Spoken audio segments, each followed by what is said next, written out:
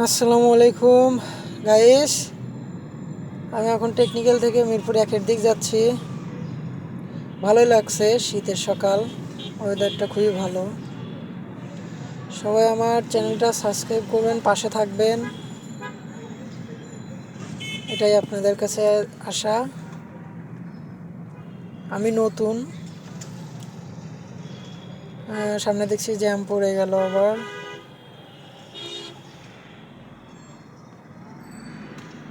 চারিদিকে জ্যাম আর জ্যাম। আসলে ঢাকা শহরটা এমন হয়েছে, যেদিকে যাবেন শুধু জ্যাম আর জ্যাম।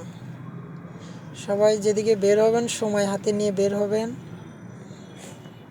আর আরেকটা যন্ত্রণা তো আছেই, রিক্সা ডাইনে বামে ঠিক নেই, যেদিকে সেদিকে চলে যায়।